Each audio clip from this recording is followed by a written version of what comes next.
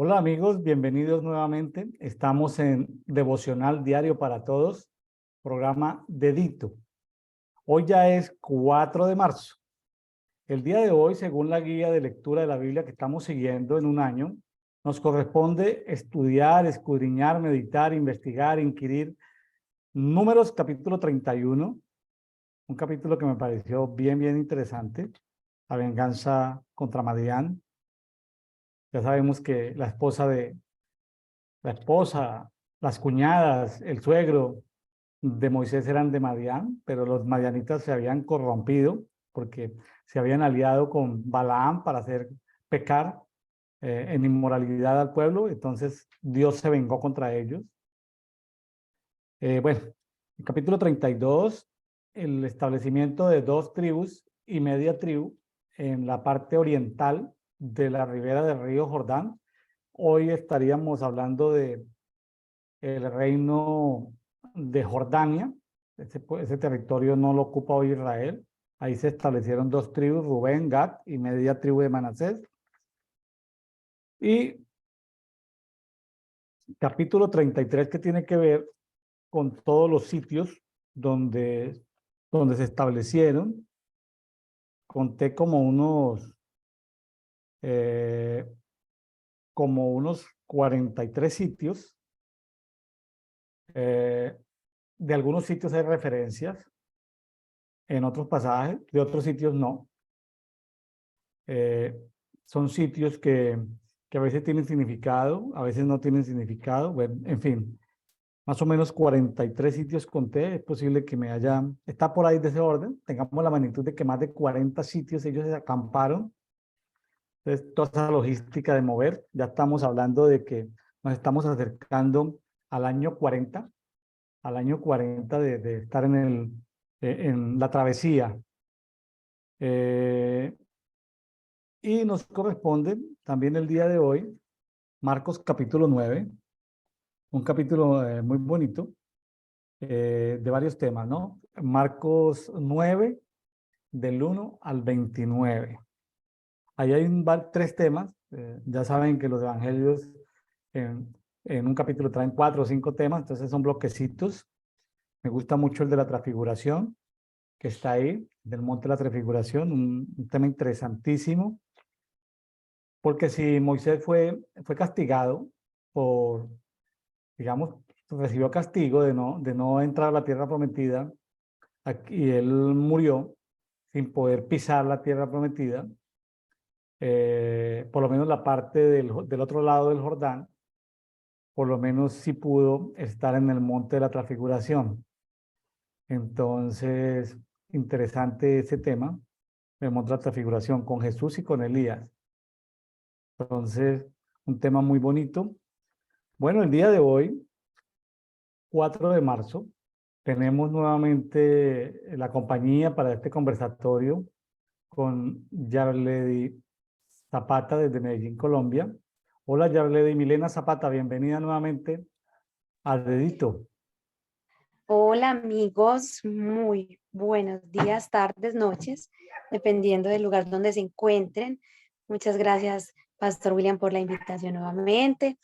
Una bendición siempre estar aquí y bueno, muy atenta a todo lo que Dios nos ha entregado y lo que nos va a entregar en este momento, porque los cielos declaramos están abiertos para que Él nos muestre qué tiene para darnos el día de hoy con este devocional. Y bueno, un saludo desde acá, desde Colombia. Así es, así es. Bueno, Dios es bueno. Dios nos da la oportunidad de compartir la palabra. Hay cosas que,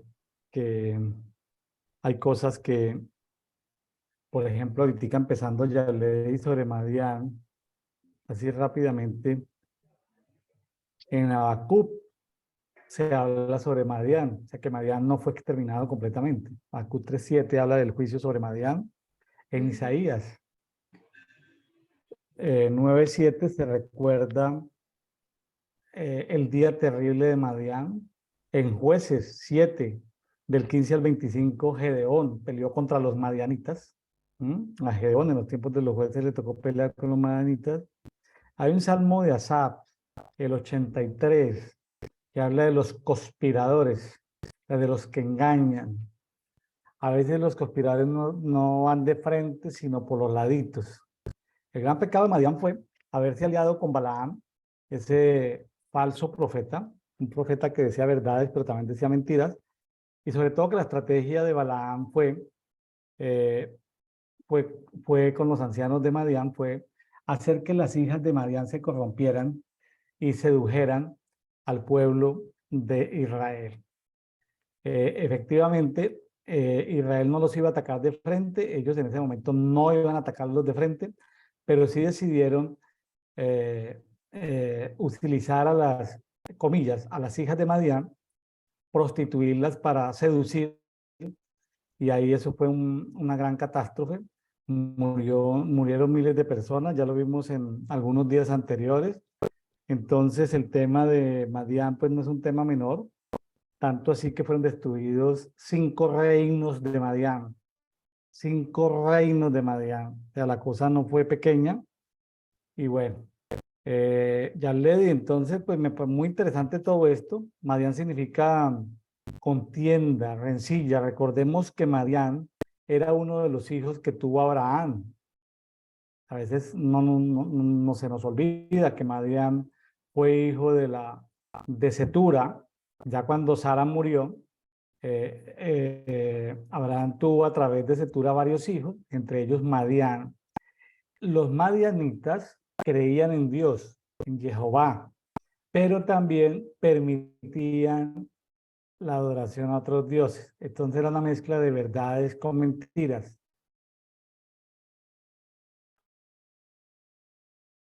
¿Sí? Era una mezcla de verdades con mentiras, donde adoraban a los Baales, es decir, dioses diferentes. Bueno, Yarledi, pues entonces nos vamos con el capítulo 31 de Números. Claro que sí. Entonces lo voy a ir leyendo y lo vamos compartiendo, ¿cierto?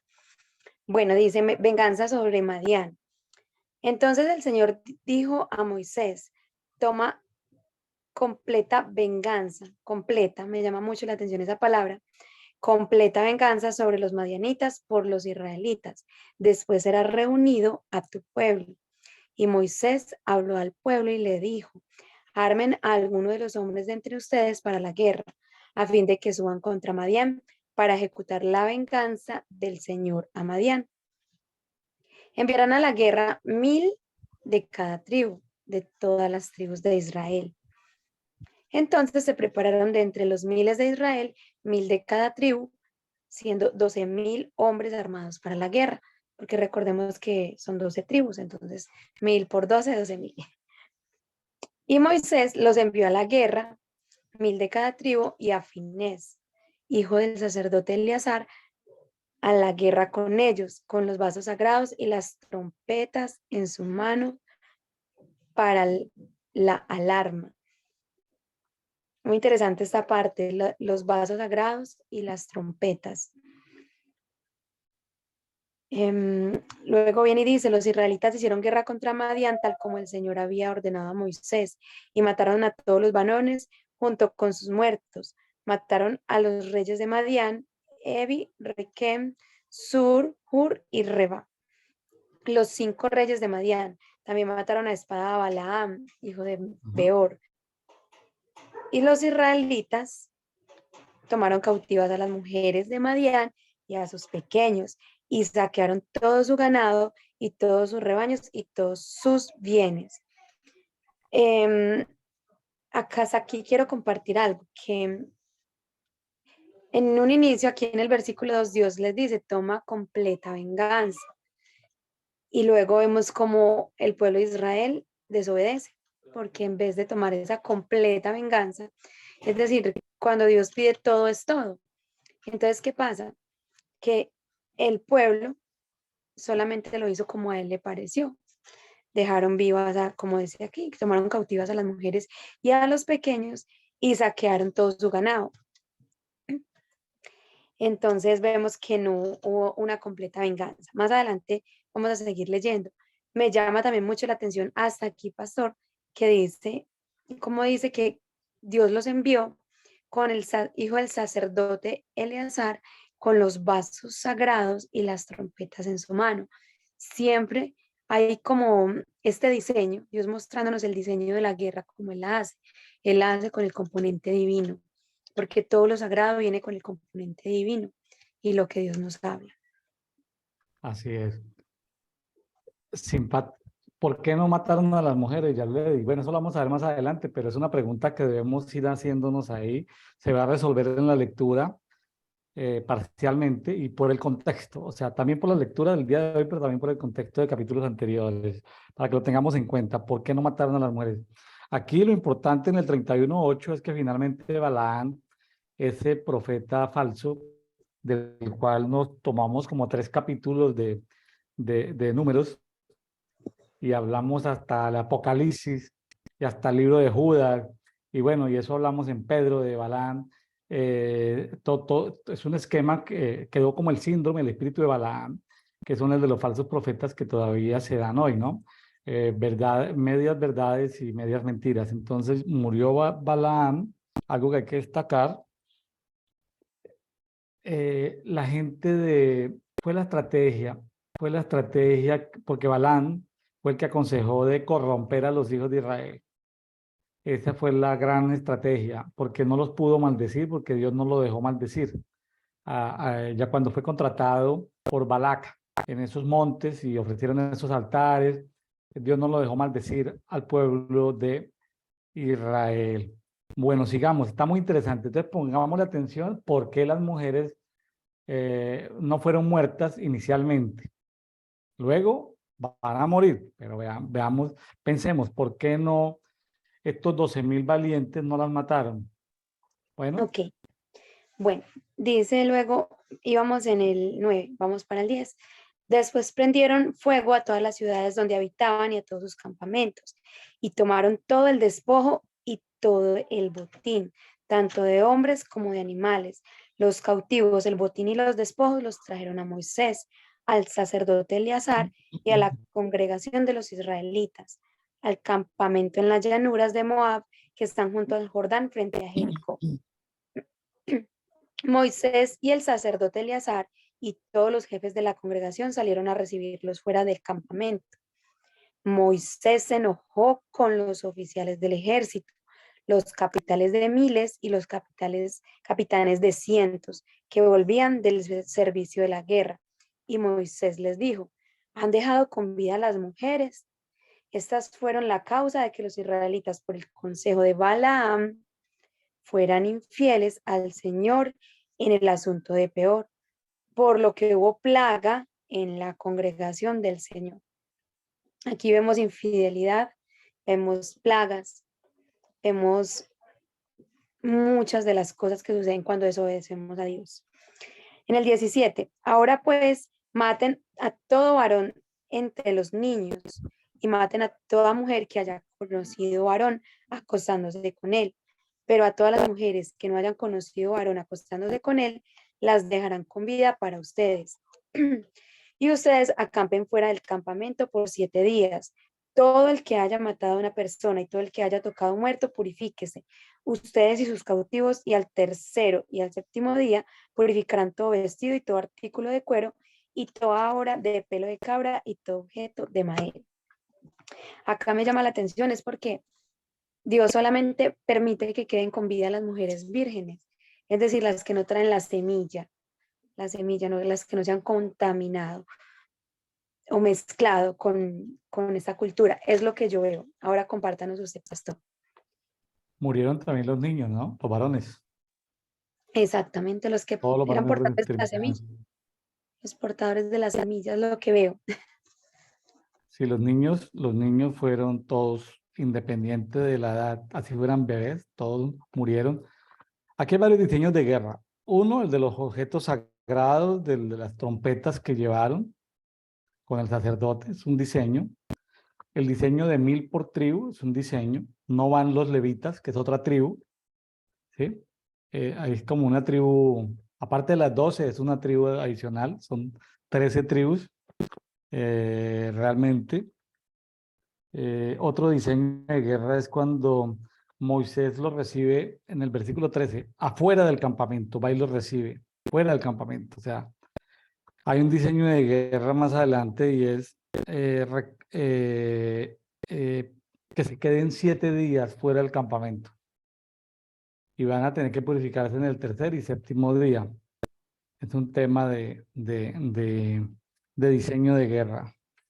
¿Por qué las mujeres murieron? Porque esas mujeres fueron las que se encargaron de hacer, es decir, seducían a los hombres, estas mujeres, muchas de ellas, no todas, pero la mayor, pero muchas, los sedujeron a través del sexo a los hombres, pero luego el sexo los llevaron a comer comida ofrecida a los ídolos y los llevaron a ofrecer ceremonias a los ídolos. Entonces, el asunto había sido que eran mujeres que habían participado de eso. Por supuesto que si dejaron las niñas vírgenes, pues eran desde 0 años hasta tal vez muy adolescentes, que no tuvieran todavía ese diseño de maldad. Esas niñas se iban a integrar al pueblo como, ya le digo, como futuras esposas de los niños de Israel o iban a ser esclavas. Acá decía que las tomaran para ellos, que las tomaran para ellos. No tengo mucha claridad todavía, pero me imagino que no eran tratadas pues como en mucho honor. No, fueron captadas como esclavas y se las repartieron como parte del botín. Es decir, esas niñas iban a ser, comillas, pequeñas muchachitas del servicio doméstico para donde las asignaran. Y hay otro diseño de guerra que vamos a ver más adelante. Y es que la mitad del botín se le da a todo el pueblo, pero la mitad del botín se quedan con ellas solamente los 12.000 que fueron a la guerra. ¿Sí? O sea, el ir a Ok, la guerra tiene botín. El es, quedarse en el pueblo también tiene botín, pero más pequeñito. así Ah, qué es. interesante. Otro diseño de guerra que habían, él se molestó, dice, contra los jefes de 1.000 y contra los jefes de centenas. ¿Sí? O sea que iban organizados en diseño de 1.000, pero en diseño de 100 también. Tenían jefes por cada 100 escuadrones. Bueno, ahí pues vamos tomando diseños de guerra, pero también de cómo se retorna después de la guerra. Se quedaron fuera del campamento, se tuvieron que purificar, lavar las ropas y luego redistribuir las ofrendas. Toda guerra espiritual, ojo lo que les voy a decir, toda guerra espiritual tiene botín, tiene botín. O sea, no se hace por una cantidad de gente loca que no tiene nada que hacer, tiene botín. Alguien podría decir, ay, no, pero es que yo lo hago por amor. No, espérate, tú hágalo por amor, pero tiene botín. No, es que yo no lo hago por el botín. Es decir, va a tener botín, así no lo haga por eso. Es decir, es inherente al tema de guerra espiritual. Para los amigos que nos están escuchando por primera vez, no estamos hablando en este tiempo de ir a la guerra de personas contra personas. Eso eran en tiempos del Antiguo Testamento. En este momento estamos hablando de temas de ir contra seres espirituales, es decir, contra entidades espirituales. Como dice en Efesios, nuestra guerra en este tiempo es contra entidades, o sea, espíritus inmundos, ángeles caídos, tanta cosa del mundo de las tinieblas. O sea, nuestra guerra en este tiempo es espiritual, para que no vayan a creer que estamos promoviendo abiertamente a través de las redes sociales algún tipo de guerra. Entonces nos sirven y que de ahí se pueden sacar para el día de hoy. Exactamente, yo quiero hacer un comentario y bueno, pidiendo disculpas porque todavía un poquito la garganta la tengo afectadita, pero bueno, cuando hablamos de botín, y sí, es un pensamiento que a veces se hace un poquito desde la inocencia espiritual, lo voy a llamar de esa manera, el decir, no, es que yo no hago las cosas por el interés, por la bendición, por solamente pensando pues como en el dinero, ¿cierto? Pero si nos vemos como lo que somos, hijos de Dios, primero que todo, y seres necesitados, y reconociendo que todo lo bueno viene de Dios y solamente de Dios, pues obviamente seremos buenos para recibir y buenos para entender que necesitamos recibir. Porque si nosotros vamos, un ejemplo, a la guerra y le decimos, Dios, yo voy a la guerra y no solamente porque quiero participar y bueno, y sí, que haya una victoria, a mí no me des nada.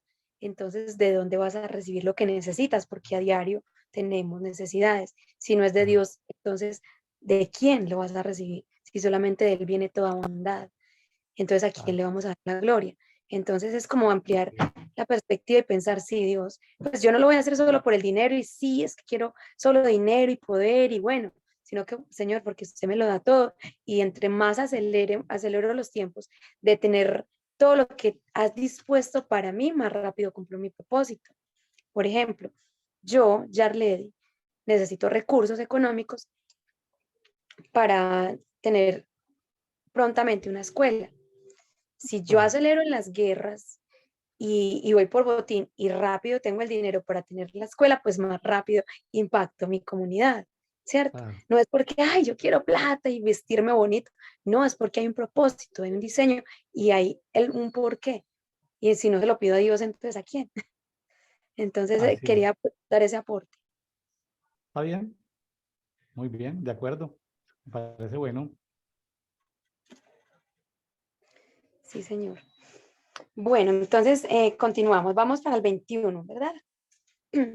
Entonces el sacerdote Eleazar dijo a los hombres de guerra que habían ido a la batalla, este es el estatuto de la ley del Señor que ha ordenado a Moisés. Solo el oro, la plata, el bronce, el hierro, el estaño y el plomo, todo lo que resiste el fuego, pasarán por el fuego y será limpio, pero será purificado con el agua para la impureza.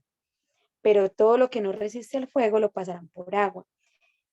Entonces ahí decimos, no, si nosotros somos piedras preciosas y de metal precioso en el reino de los cielos, sí o sí pasamos por fuego. Y en el séptimo día lavarán su ropa y serán limpios, después podrán entrar en el campamento. Entonces el Señor dijo a Moisés, cuenta el botín que fue tomado tanto de hombres como de animales, tú con el sacerdote Eleazar y los jefes de las casas paternas de la congregación, y divide en mitades el botín entre los guerreros que salieron de la batalla a toda la congregación, y toma cada tributo para el Señor de los hombres de la guerra que salieron a la batalla, uno por cada 50 tantos de personas como de los bueyes, asnos y ovejas. Tómalo de la mitad de ellos y dáselo al sacerdote Eleazar, lo que nos decía el pastor, como una ofrenda al Señor. De la mitad de los israelitas tomarás uno de cada 50, tanto de las personas como de los bueyes, de los asnos, de las ovejas y de cualquier animal, los darás a los levitas, que guardan el tabernáculo del Señor. Entonces, trabajar para el Señor, servir para el Señor también trae botín en este orden de ideas que estamos trabajando. Claro. Así Moisés y es. el sacerdote Eleazar hicieron tal como el Señor había ordenado a Moisés. Bueno, hasta aquí veo estos diseños que hay botín para el que va a la guerra, pero también para el que sirve. O sea, para el pueblo Claro. también, pero Dios siempre, siempre tiene en cuenta sus siervos, Claro. a sus hijos, a los que se encargan de servir, bueno, lo que se llamaría pues el monte de la religión, ¿cierto? O en el impacto en cualquiera de los montes, pero desde la perspectiva del Señor. Mm. Ahí tiene algo para compartirnos, Sí, a pastor. continuación sigue el botín. Yo estoy sorprendido de que no, ya está bien, así está bien. Lo que sigue es el botín, me emociona esa cantidad de animal. ¿Sí? Bueno, dice, y el botín que quedó del despojo de los hombres de guerra que habían tomado fue de 675,000 ovejas, 72,000 cabezas de ganado y 61,000 asnos. Y de los seres humanos, de las mujeres que no habían conocido varón, acostándose con ellos, fueron en total 32,000. Ay, Jesucristo. Y la mitad de la porción para los que salieron a la guerra fue de 337,500 ovejas el número. El tributo al Señor fue de 675 ovejas y las cabezas de ganado 36,000, de las cuales el tributo al Señor fue de 72 y los asnos 30,500. de los cuales el tributo al Señor fue de 61. Y los seres humanos, 16,000, de los cuales el tributo al Señor fue de 32 personas.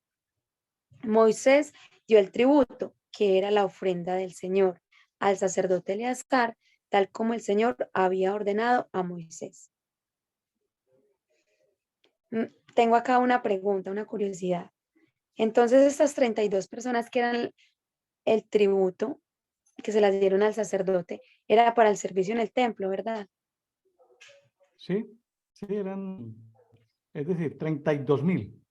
32,000 niñas vírgenes, por así decirlo, madianitas, fueron parte del botín, las distribuyeron de las 32,000, pues 16,000, imagínense, cada 32,000 para los 12,000, o sea que cada uno quedó como con 2 o 3 esclavitas, y bueno, ahí le repartieron también para todos los, en una cantidad de, el pueblo eran 600,000 aproximadamente hombres, ¿vale? Que eran 2 millones, ahí llegaron estas niñas allá. Qué tremendo, pero así, son extranjeros que tenían que servir ahí como esclavos. Quedé sorprendido porque, por ejemplo, a los 12,000, hablando, por ejemplo, de 337,500 ovejas para 12,000. O sea que quedaron todos los que fueron a la guerra, esos 12,000, quedaron con mucho ganado, por los que fueron. Luego, pues se distribuyeron entre las familias de todas las tribus, por familias, pero los que fueron quedaron, pero ricos, ricos, ricos en ganado, y más adelante vamos a ver en metales. Es decir, los madianitas eran muy ricos, demasiado, demasiado ricos. Al final, por ahí habla de ciclos. Yo mire, investigué en las versiones actuales, son casi 200 kilos de oro. 200 kilos de oro, pero bueno, más adelantico. Pero ¿cuál fue la pregunta que me hizo? Ya le di, a ver si le contesté. Sí, porque dice, y de los seres humanos, 16,000, de las cuales el Sí. tributo al Señor fue de 32 personas. Entonces, como esas dos personas al Sí, tributo, para servir a los sacerdotes. exacto, eran al servicio de los sacerdotes. Entonces, de una u otra manera, fueron redimidas, porque para servir a Dios también se requiere un No, grado pero, de pero, no, pero, no, pero yo no lo veo así porque fueron esclavas, es decir, fueron esclavas. No había nada que, eran esclavas. Su vida iba a estar dedicada al servicio. Sí, porque pues me Al pongo a... servicio doméstico. Ellas no iban a estar al servicio de las cosas de Dios, haciendo el trabajo de los Ujú. levitas, no. Iban a hacer el oficio doméstico, cuidar los animales, porque los levitas también tenían animales, también tenían ganado, o sea, les iba a tocar labores de campo, domésticas, o sea, no lo veo que fueran a hacer trabajo espiritual, que se iban a tener que someter a las celebraciones de las fiestas, a tener que tener una vida. Es posible que en algún momento alguna de ellas se mezclara en el pueblo, ¿no? Y seguramente se casara con alguien, la redimiera. Pero bueno, no lo sabemos porque no está documentado, pero finalmente iban a ser esclavas. Exacto, es que es lo que me pregunto, porque conociendo a nuestro Dios, pues sí, que Él le gusta seleccionar todo muy bien en cuanto a santidad, en cuanto a pureza y la mentalidad, la cultura. Y bueno, estas niñas venían de otra cultura, otra mentalidad y seguro de un sistema espiritual que las seguía. Entonces traerlas, o sea, para el servicio, así fuera doméstico, o sea, todo es espiritual, como lo hemos aprendido, pero bueno, Dios sabe cómo Ujú. fue, pues si fue purificado metal, que es una cosa, pues un objeto, cuanto más estas personas, ¿verdad? Es mi... Pero Moisés estaba molesto, es decir, por Moisés hubiera sido la orden de haberlos exterminados a todos, Claro, aún las mujeres, es decir, ya porque llegaron con ellas. O sea, ¿se imagina? Como si quedaron 32,000 vivas, ¿cuántas tuvieron que matar ahí? O sea, Lady, no sabemos cuántas tuvieron que matar ahí. mío, qué horror, qué impresión. O sea, pero imagínense que hayan tenido que matar 50.000 mujeres. Eso es mucha matanza, mucha matanza las que tuvieron que hacer ahí. O sea, por eso les tocó quedarse en esos 7 días afuera, porque les tocó matar a esa gente. Eso corrió sangre, pero por montones. Bueno, Ujú. ¿qué hacemos pues? Dios mío, ¿no? Eso son temas que, bueno, la eternidad es larga para aprender mucho y, bueno, descubrir ciertas verdades que a uno le quedan como que cierto. Bueno, dice así, en cuanto a la mitad para los israelitas que Moisés había apartado de los hombres que había ido a la guerra, la mitad del botín de la congregación fue de 335 337.500 ovejas, 36.000 cabezas de ganado, 30.500 asnos y 16.000 seres humanos. De la mitad del botín de los israelitas, Moisés tomó uno de cada 50, tanto de hombres como de animales, y se lo dio a los levitas, los cuales estaban encargados del tabernáculo del Señor, tal como el Señor lo había ordenado a Moisés.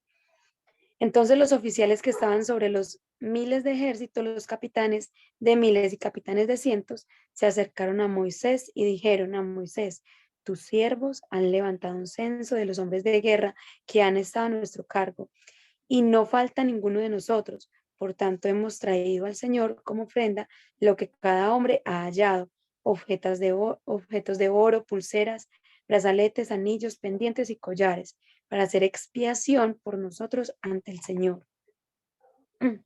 Moisés y el sacerdote Eleazar recibieron de ellos el oro y toda clase de objetos labrados, y en total del oro de la ofrenda que ellos ofrecieron al Señor, de los capitanes de miles y de los capitanes de cientos, fue de 16.750 ciclos. O sea, aquí dice 191 kilos. Los hombres de guerra habían tomado botín. Cada hombre tomó algo para sí mismo. Moisés y el sacerdote Eleazar recibieron el oro de los capitanes de miles y de cientos y lo llevaron a la tienda de reunión como memorial para los israelitas delante del Señor. Así es. Aquí en este capítulo, pues me llama la atención el agua de purificación, fuego y agua de purificación, Ujú.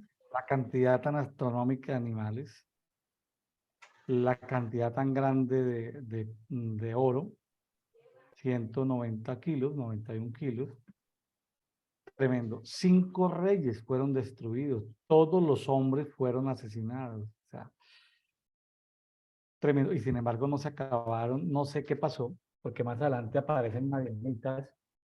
Entonces, la Biblia, pues sabemos que hay pedazos que no se escribieron ahí, pero porque allá en Gedeón vamos a ver, ¿se acuerda cuántos mató Gedeón de los madianitas? ¿Sí se acuerda? Eso fue una matazón, pero de miles. Eso está allá en Jueces 7 del 15 al 25. Dice que Gedeón fue con 300, pero no recuerdo cuántos. No, los de Gedeón eran 300, pero los que murieron de madianitas, si no estoy mal en la memoria, me No. funciona bien, fueron 185.000 madianitas. O sea, que aquí hubo madianitas que se fugaron, que se volaron, que en fin, que no estaban en el sector, que de pronto habían otros reinos madianitas. Entonces, eran Ujú. muy, muy poderosos económicamente. Acuérdense que eran gente comerciante, pues allá fue donde llegó Moisés cuando se voló de Egipto, a la edad de 40 años, cuando se voló llegó fue a Madián, y allá fue donde se encontró a Jetro y fue que y allá fue donde conoció a su primera esposa, pero pero para tener 600 y tantas mil ovejas en zonas mucho ganado. Una cosa inimaginable. Bueno, en fin, fue una gran victoria, pero fue una venganza de Dios. No se terminó completamente Madián hasta ahí. Madián va a ser exterminado muy fuerte, es en los tiempos de David. Gedeón. En los tiempos de Gedeón fue que Gedeón acabó casi con todos. Bueno, el ángel de Jehová, el que los Amén. destruyó, creo que fueron 185.000. Pero bueno, eso es lo que iba a compartir. Pues ahí están los nombres de los reyes de Madián que fueron destruidos. Está Evi, que significa deseo. Requén, que son colores combinados, Sur, que significa roca, Ur, que significa noble, Reba, que significa cuarta parte, en fin. Muy bien, eso es todo lo que puedo comentar aquí del 31. Podemos irnos para el 32, Yarledi. Claro que sí, claro que sí. Entonces vamos a seguir. De ese capítulo, pues sí, del que acabamos de leer, es muy impresionante ver cómo sigue, sigue viéndose la desobediencia del pueblo. Siempre me llama mucho la atención sin juzgar, sin señalar, sino con el corazón de sorpresa, pues me sorprende mucho siempre, pero bueno, Dios siempre redireccionando, así como en la película Agentes del Destino, redireccionando el propósito, intentando volver a la senda antigua, ¿cierto? Mm. A pesar de, Dios es bueno siempre, todo el tiempo. Bueno, dice, Rubén y Gad se establecen en Galaad. Los hijos de Rubén y los hijos de Gad tenían una cantidad muy grande de ganado. Por eso cuando vieron la tierra de Jazer y la tierra de Galaad, que en verdad era un lugar bueno para ganado, los hijos de Gad y los hijos de Rubén fueron y hablaron a Moisés, el sacerdote Eleazar y a los jefes de la congregación y les dijeron, Atarot, Dibón, Jazer, Nimra, Hezrón, Eleale, Sabán, Nebo y Beón, la tierra que el Señor conquistó delante de la congregación de Israel es tierra para ganado, y tus siervos tienen ganado. Y si hemos hallado gracia ante tus ojos, que se dé esa tierra a tus siervos como posesión, no nos hagas pasar por el Jordán, le dijeron. Pero Moisés dijo a los gaditas y rubenitas, ¿irán sus hermanos a la guerra mientras ustedes se quedan aquí? ¿Por qué desalientan a los israelitas a fin de que no pasen a la tierra que el Señor les ha dado? Esto es lo que los padres de ustedes hicieron cuando los envié a Cades, Barnea, perdón, a ver la tierra. Pues cuando subieron hasta el valle de Escor y vieron la tierra, desalentaron a los israelitas para que no entraran a la tierra que el Señor les había dado. La ira del Señor se encendió aquel día y juró y dijo, ninguno de estos hombres que salieron de Egipto de 20 años arriba verá la tierra que juré a Abraham, a Isaac y a Jacob, porque no me siguieron fielmente, sino Caleb, hijo de Jefone, el ceneseo, y Josué, hijo de Nun, pues ellos sí han seguido fielmente al Señor. Hasta acá me llama mucho la atención cómo estas dos partes, Rubén y Gad, sí, piensan en hacer lo bueno ante sus ojos, buscando el beneficio propio y prácticamente vuelven a provocar la ira del Señor, como anteriormente se vio cuando los espías, aquellos espías, desalentaron al pueblo. Entonces casi que se abre lugar a que suceda lo mismo. ¿Usted tiene algo para comentar aquí o Sí, era sigo? una propuesta un poco peligrosa. Era una propuesta un poco peligrosa, pero ellos tuvieron tiempo de aclararlo y Moisés estuvo de acuerdo y Dios estuvo de acuerdo. Es decir, hay propuestas peligrosas que uno puede hacer y a la final ser aceptadas. Estas dos tribus y media tribu de Manasés, para tener todo el contexto del capítulo, aunque todavía no lo hayamos leído, pero para tener contexto ahora. Alguien puede estarse preguntando, bueno, pero están pidiendo tierra, ¿y por qué? Esa tierra, si ustedes recuerdan en días anteriores, vimos que se derrotaron dos reyes. El rey que se llamaba Og, rey de Basán, o sea, esa zona tenía varias ciudades, Og, rey de Basán, y se había derrotado también a Sehón, que era rey de los amorreos. Entonces, ya los habían derrotado. Entonces, ahí, digamos, en lo que llaman valles de Moab, al otro lado del Jordán, al lado occidental, eran territorios y ciudades de dos reinos que ya habían destruido. Entonces, vieron que la tierra era fructífera, que la tierra era buena, que había agua, y decidieron, pues, ya los eliminamos. No estaban en el plan inicial, pero bueno, era una oportunidad, finalmente logran tomarla. Y eso se resuelve eso que le estoy diciendo se resuelve en números 32, 33, que es donde aclara ese territorio, porque uno dice, pero bueno, van por un camino y ya están pidiendo quedarse ahí. No, era que ya habían ciudades construidas. De hecho, ellos reconstruyeron ciudades y de hecho ellos construyeron otras ciudades también. Y eran ciudades ya fortificadas. Entonces, a esas dos tribus, Gad y Rubén, y media tribu de Manasés, les toca que finalmente comprometerse a hacer un voto público, una promesa de que los mayores de 20 años, entre 20 y 50, iban a ir a la guerra a pelear. Son las batallas de Josué, e iban a volver. ¿Se quedaban quiénes? Los, ¿Quiénes se quedaban ahí viviendo? Las mujeres, los niños y los mayores de 50 ya se podían quedar en esas ciudades que eran fortificadas. Y ahora construyeron otras ciudades. Tenían demasiado ganado, ya en el punto donde iban. ¿Sí? Entonces, es interesante para ir teniendo el contexto, ¿no? Mientras vamos leyendo. Exactamente, porque lo que sigue es que, bueno, Dios les recuerda la ira de Dios cuando sucedió anteriormente esto. Entonces, acá en el 16 dice, entonces ellos se acercaron a él y le dijeron, edificaremos aquí establos para nuestro ganado y ciudades para nuestros pequeños, pero nosotros nos armaremos para ir delante de los israelitas hasta que los introduzcamos en su lugar, mientras que nuestros pequeños se quedarán en las ciudades fortificadas por causa de los habitantes de la tierra. No volveremos a nuestros hogares hasta que cada uno de los israelitas haya ocupado su heredad. Es decir, una actitud responsable, porque no tendremos heredad con ellos al otro lado del Jordán y más allá, pues nuestra heredad nos ha tocado en este lado del Jordán al oriente. Y Moisés les dijo, si hacen esto, si se arman delante del Señor para la guerra y todos sus guerreros cruzan el Jordán delante del Señor hasta que él haya expulsado a sus enemigos delante de él y la tierra quede sometida delante del Señor, después volverán y quedarán libres de la obligación para con el Señor y para con Israel.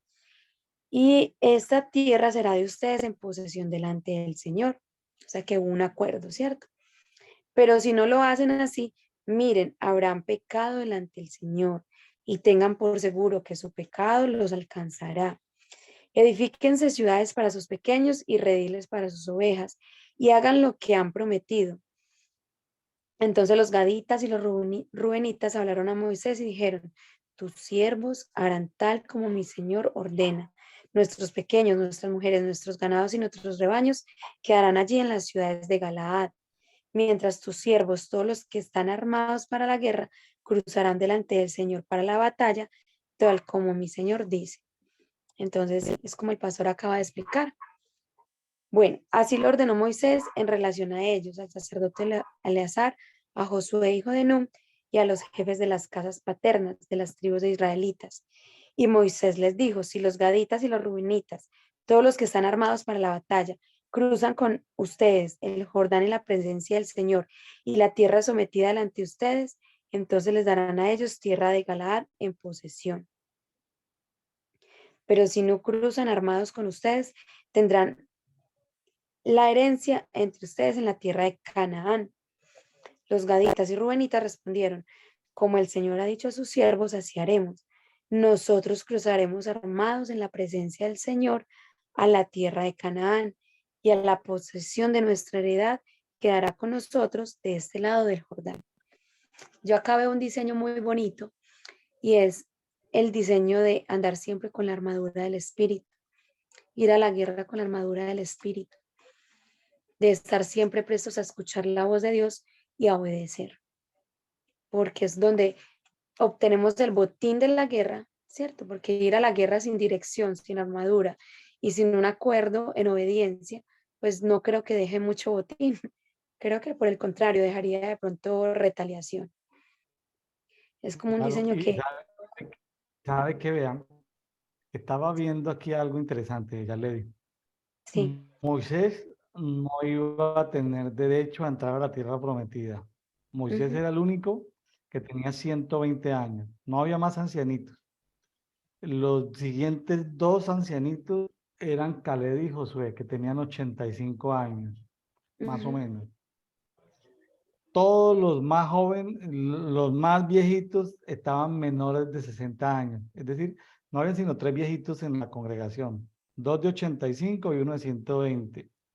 Pero Moisés, que tenía ya castigo de no entrar a la tierra prometida, gracias a la arriesgada solicitud de estas dos tribus, y luego la media tribu de Manasés, que se animó también a quedarse ahí y a solicitar media tribu de Manasés quedarse ahí, Moisés pudo ver la tierra prometida, o sea, pudo poseer, pudo pisar la tierra prometida, o sea, gracias a esa solicitud, porque ese campo lo pueden haber dejado baldío y seguir y pasar el Jordán y poseer al otro lado del Jordán, pero no lo dejaron baldío. Entonces, gracias a esa solicitud atrevida de esas dos tribus y media, Moisés pudo ver en vida, antes de morir, la posesión de la tierra.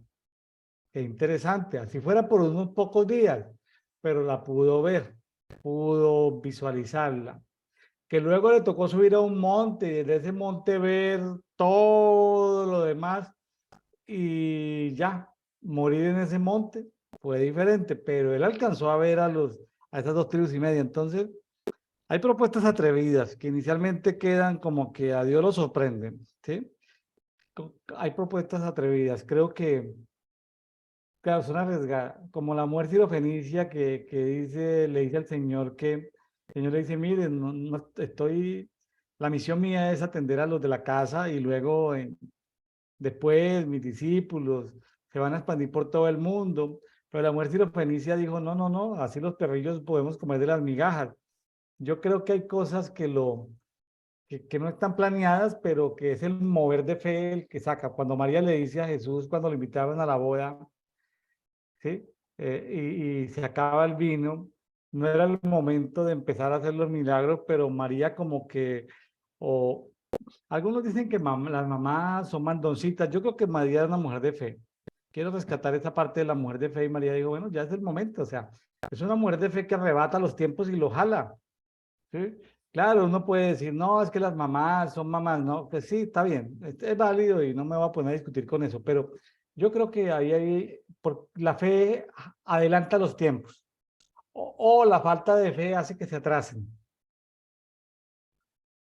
¿sí? La fe adelanta los tiempos, la falta de fe hace que los procesos se alarguen. Así es, así es. Y porque en esos episodios podemos ver gente de fe, cuando se aceleran los tiempos, podemos ver es personas que conmueven tanto al Señor con su fe que hace que se aceleren esos tiempos. Muy bonito, es muy bonito. Y nos invita a nosotros a estar más sintonizados con el corazón de Dios, porque al estar sintonizados con el corazón de Dios podemos adquirir un nivel de fe que acelere los tiempos. Bueno, dice, entonces Moisés dijo a los gaditas y a los rubenitas, estoy en el 33, y a la media tribu de Manasés, hijo de José, del reino de Seón, rey de los amorreos, y reino de Og, rey de Basán, la tierra con sus ciudades, con sus territorios, y las ciudades de la circunvecina, perdón, de la tierra circunvecina. Los gaditas construyeron a Dibot, a Tarot, a Roer, a Tarot, Sofán, Hazer, Goeva, Bet-Nimra, Bet-Aram, ciudades fortificadas, y rediles para las ovejas. Mientras que los rubenitas construyeron Esbón, Elealé y Kiriatim, y a Nebo y a Baal-Meón, cambiando sus nombres a Simbra, y dieron otros nombres a las ciudades que reedificaron. Los hijos de Maquir, hijos de Manasés, fueron a Galaad y la tomaron, y expulsaron a los amorreos que estaban allí. Entonces Moisés dijo a Galaad, a Maquir, hijo de Manasés, y éste habitó en ella. Jair, hijo de Manasés, fue y conquistó sus pueblos y los llamó Javot Jair, También Nova fue conquistada por Kenat y sus aldeos, y llamó Nova igual que él. Claro. La media tribu de Manasés tuvo que ganarse territorios que todavía no habían logrado. O sea, ahí hay, lo que pasa es que falta hacerle zoom, la palabra no da detalles, pero esta gente de Manasés, como estaban por tribus, pero también estaban por familias, ellos pidieron permiso, seguramente, no está la descripción, fueron, tomaron esos terrenos de los amorreos y por eso tuvieron derecho a quedarse ahí, solicitaron esa media tribu se quedó ahí. Igual, y ahí quedó dentro de los mismos votos o promesas de los gaditas y de los rubenitas. Acá me llama mucho la atención cómo ellos cuando poseyeron cambiaron nombres, es decir, cambiaron la identidad, rediseñando, reedificando desde lo espiritual lo que Claro. ya en el espíritu se iba a establecer en estas ciudades, porque sabemos que con el hombre viene la identidad y con la identidad viene el propósito. Entonces me llama mucho la atención esa parte. Sí.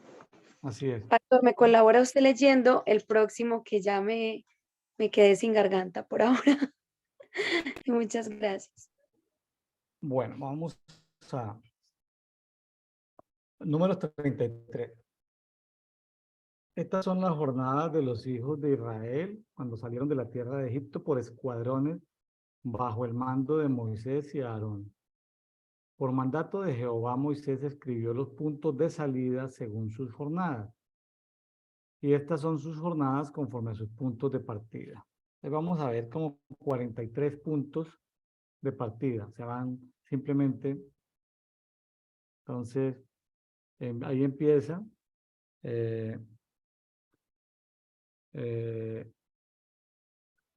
Son sitios, nombra 43 sitios de donde partieron, donde acamparon, donde partieron, donde acamparon. Por ejemplo, aquí me salto para leer más bien los sitios donde estuvieron. Ramesés fue donde salieron, ¿no? En número 33.4 hay algo bonito que dice que cuando la 10ª plaga, ¿sí? Dice en el 33, bueno, va a leer mejor. Dice, voy a leer 33. Partieron de Ramesés en el mes primero, el día 15 del mes primero, a la mañana siguiente de la Pascua. Salieron los hijos de Israel con mano poderosa a la vista de todos los egipcios. Bueno, ya lo sabíamos. Pero miren lo que dice acá en el 4. Mientras los egipcios enterraban a todos sus primogénitos, a los que Jehová había herido de muerte, vea, mientras ellos estaban enterrando sus primogénitos, miren lo que dice el 4, la segunda parte del 33. También Jehová había ejecutado actos justicieros contra sus dioses. Esto es interesante, porque casi nunca hablamos de los actos justicieros que Dios había hecho contra todos sus dioses. Así Ahí, es. o sea, ese es el tema de la guerra espiritual que nosotros hacemos hoy en día. Actos justicieros, ya no como los hacía Jehová contra los dioses de ellos. Ah, qué tremendo. Bueno, ahí sí comienzan los sitios, la cantidad de sitios.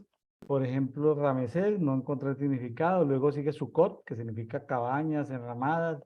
Luego llega Natán, que significa lugar de fieras, límite del mar. Luego llegan a Pijahirot, que significa lugar de juncia. Luego sigue Migdol, que significa torre. Luego llegan a Mara, que significa temblando. ¿Recuerdan de las aguas amargas? Mara, temblando. Luego llegan a Elim, Sí. que son significa árboles y palmeras. Allí es donde encuentran 12 fuentes de agua, 70 palmeras. Luego llegaron a Sin, recuérdense, S-I-N, el desierto de Sin o desierto de lodo. Ahí estábamos hablando de que estábamos por ahora en el Éxodo, ¿no? En el libro de Éxodo. Sí. Ya saliendo desde ahí, que nos demoramos un año, ¿no? Luego seguimos Refidim, que significa sostén o soporte. ¿Se acuerdan? Donde no había agua para beber, Refidim. Luego llegamos al desierto del Sinaí. Luego llegamos a Kibro Hataba, no encontré el significado. A Hazerot. Luego a Ritma, que significa retama. Luego llegamos a Rimón-Pérez, que significa la granada de la grieta. Ujú. luego Limna, que significa blancura, luego Risa, doble S, que significa ruina, luego llegaron a otro punto que se llamaba Celata, que significa asamblea, luego Sefer, que significa grado, luego Harada, que significa terror, luego Macelot, que significa asamblea, luego llegaron a un sitio llamado Tajat. Ahora no sé si los sitios tenían esos nombres o simplemente ellos se los iban colocando, iban bautizando ciertos puntos de ahí del Tara, que significa sitio, luego llegaron a Mitka, que significa dulzura, luego se establecieron en Hasmora, que significa fertilidad, luego en Moserot, que significa prisiones, luego en Bene Hakam, no sé el significado, Hikdak, que significa trueno, luego llegaron a Jotbata, que significa agradabilidad o bondad, luego llegaron a Brona, luego llegaron a Esión-Geber. Miren que me llamó la atención porque significa espinazo de gigantes. Para que Mm. alguien haya llamado a ese sitio espinazo de gigantes fue porque seguramente encontraron alguna tumba de gigantes, ¿no? Luego Claro que llegaron a sí. Sin, Sin, Z-I-N, ¿sí? Que es el mismo desierto de Sin, con Z-I-N, que es el mismo desierto de Kadesh, que significa abundancia. Llegaron allí. Luego al monte de Or, ¿sí? Ahí ya pasaron 40 años, básicamente. Monte de Or está en la frontera con lo que ocupaba la tribu de Edom. Allí fue, según números 33-38, allí es donde muere Aarón, dice en números 33-38, vamos a leerlo completamente. El sacerdote Aarón subió al monte Or y allí murió. A los 40 años de la salida de los hijos de Israel de la tierra de Egipto, en el mes quinto, el día primero del mes. 39. Aarón tenía 123 años cuando murió en el monte Or. Era el hermano mayor. Pero María o Miriam era como que era la mayor de los dos. No recuerdo bien, pero bueno, Moisés tenía 120, él ya tenía 123. María era mayor. María era la mayor. Bueno.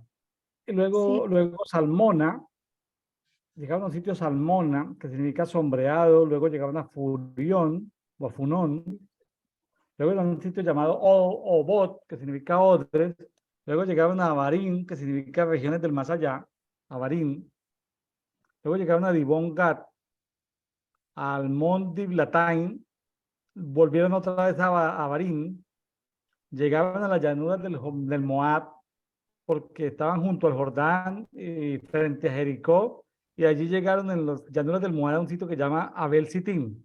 Ahora, aquí lo interesante, me voy al 55.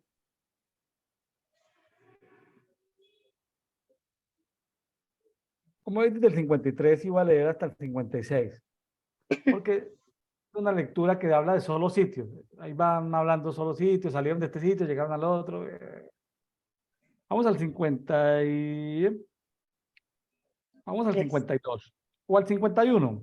Del 51 al 56 dice, habla a los hijos de Israel y diles, cuando crucéis el Jordán hacia la tierra de Canaán, 52, expulsaréis de delante de vosotros a todos los moradores del país, expulsarlos, no necesariamente matarlos, sino expulsarlos, destruiréis todas las esculturas y todas las imágenes de fundición y destruiréis todos sus lugares altos. Estoy en números 34-53. Tomaréis posesión de la tierra y habitaréis en ella, porque yo os he dado esa tierra para que la poseáis. 54. Y os apropiaréis de la tierra echando suertes en vuestras familias. Claro, porque pues iba a ser por suerte la repartición por tribus y luego por familias.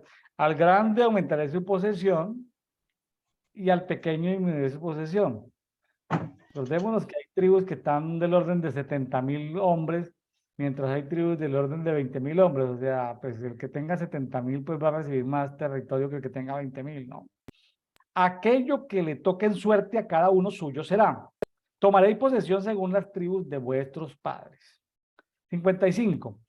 Pero si no, vean lo que es la desobediencia, pero si no expulsáis de Ujú. delante de vosotros a los habitantes del país o de la región, sucederá que los que de ellos hayáis dejado vendrán a ser como aguijones en vuestros ojos. Vaya pensando, Yarledi, ¿qué es un aguijón en nuestros ojos en este momento a nivel espiritual? Vaya pensando, aguijón en los ojos. Luego dice, espinas en vuestros costados. Vaya pensando, Yarledi, ¿qué es una espina en el costado espiritualmente hablando? Y dice, y acosarán en la tierra donde habitáis. Vaya pensando, Yarledi, ¿qué significa un acoso en la tierra donde habitáis? Vamos a decirlo, por no expulsarlos del territorio. 56. Y resultará que os trataré a vosotros como había decidido tratarlos a ellos. Es decir, la desobediencia hace que recibamos el mismo, o que el pueblo reciba el mismo trato que iban a recibir estos pueblos que iban a ser expulsados. Es decir, eh, el ser desobedientes hace que venga castigo de parte de Dios, expulsión de parte de Dios. Ya le di, cuando Uy. hablamos de estas tres cositas que le pregunté esto, a ver, aguijones en los ojos, espinas en el costado y acoso, ¿cómo lo ves? Estoy hablando de números Bueno, 33, 55. claro que sí. Bueno, y me disculpo nuevamente por esta garganta mía. Qué pena.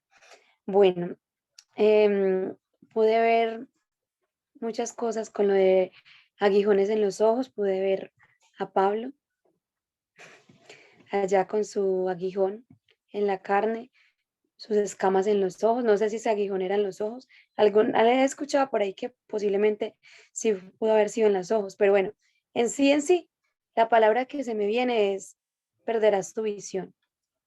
Tu visión en cuanto a cuando hablamos de la misión y la visión, es decir, no podrás soñar con los sueños de Dios.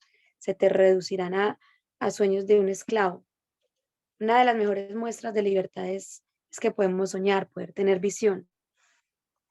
En cuanto al costado, eh, como lo compartíamos cuando estudiamos el tabernáculo, los costados para mí, lo que pues, he podido experimentar y, y ver, tiene mucho que ver con todo lo que es la expansión del espíritu. El espíritu no está en los costados. De hecho, dicen que el cuenco de oro está en esta parte, en el costado, ¿verdad? El espíritu. Y, y les compartía yo que para mí no hay nada más parecido a una menorá que las costillas. Entonces es como el propósito donde se encienden esos 7 espíritus de Dios. Y, y alrededor, los, los que nos cautivan, pues nos quitan la provisión, porque siempre que el pueblo era rodeado de enemigos, era sitiado. Entonces era quitada la provisión. Entonces veo que aquí se está hablando de que se le quita la visión, el propósito y la provisión. Es decir, un estado de cautividad muy deprimente, porque se quita lo natural, lo espiritual y, mejor dicho, hasta lo interno. Claro, sí. Gracias, Yarledi. Quería compartir algo de contexto. Nos hace falta información de qué pasó entre el año 2, el año 39, 40. O sea, aquí simplemente este capítulo cita los sitios, pero no sabemos qué pasó. Por el contexto de algunos salmos que habla de que ellos adoraron a otros dioses, por el contexto de algunos profetas que dicen que ellos adoraron a Moloch, ¿sí? Y adoraron a las estrellas y a la reina del cielo en el desierto. Es que nos hace falta información. Los profetas tal vez lo vieron o tal vez tuvieron acceso ya sea a información de tipo espiritual que ellos supieron, pero también supimos en este números que había un libro que se llamaba Las batallas de Jehová. Ese libro o rollo de las batallas de Jehová no sé dónde estará. Entonces, o puede haber un libro escrito que los profetas dijeron sobre esos pecados que se cometieron en el desierto, aún el libro de Judas, Pedro también. Es decir, se sabe, y aún el escritor de los Hebreos, es decir, el pueblo de Israel tiene información sobre lo que ha pasado en el desierto, aún David, aún los salmistas. Entonces, pero nos hace falta información al día de hoy, ¿qué pasó? ¿Sí? Pero parece que el pueblo se portó mal. Nos hace falta mucha información en la Biblia. Entonces, esperemos que aparezca ese libro extracanónico de la batalla de Jehová, o que el Señor nos permita visualizar En todo esto, lo que a mí me han dado ganas, y lo he dicho en 2 o 3 capítulos de Edito, es que aparte de que me ha obligado estar en este proyecto de Edito, Devocional de Oro para Todos, a estudiar la historia y a leer lecturas extracanónicas, me están dando ganas de estudiar algo de geografía. Claro que cuando comienzo a estudiar geografía, encuentro que hay sitios donde al día de hoy no saben los geógrafos dónde queda al día de hoy, porque eran sitios en el desierto, pero hoy ya pertenecen o a Egipto, o a Jordania, o a Siria, y están ahí y no sabemos exactamente el sitio, o aún estando en territorios ocupados, ahí dentro de Israel, están en territorios asignados a los palestinos, y como bueno, Israel y esa zona fue dominada por cientos de años por los turcómanos, los árabes, los cruzados. Entonces cada quien iba haciendo su, su, su daño, iba borrando lo que podía, iban borrando cosas. Entonces falta información, pero quería todo para decir que me está interesando el tema de la geografía, el tema de la geografía bíblica, para poder tener más contexto. Con dificultad encuentra unos significados de los nombres, pero no sabe uno qué pudo haber pasado ahí o por qué lo llamaron así. Eso es lo que me queda así como de inquietud. Y lo de otro, que si el Señor me lo permite algún día, no solamente comprar atlas o geografía, sino poder de pronto dar una vueltecita por allá, por esos territorios. Bueno, o sea, ya turismo bíblico, por así decirlo. Turismo de sitios nombrados en la Biblia, ¿no? Como para tratar Turismo de con entender un propósito. poquitico mejor la palabra. Turismo con propósito, sí. Sí, Eh, excelente. bueno, Sí, Yaledi, pues esto es, ¿qué le quedó a usted de estos 3 capítulos? bueno, me queda la importancia de seguir las instrucciones de una guerra, de las guerras, con un temor santo impresionante.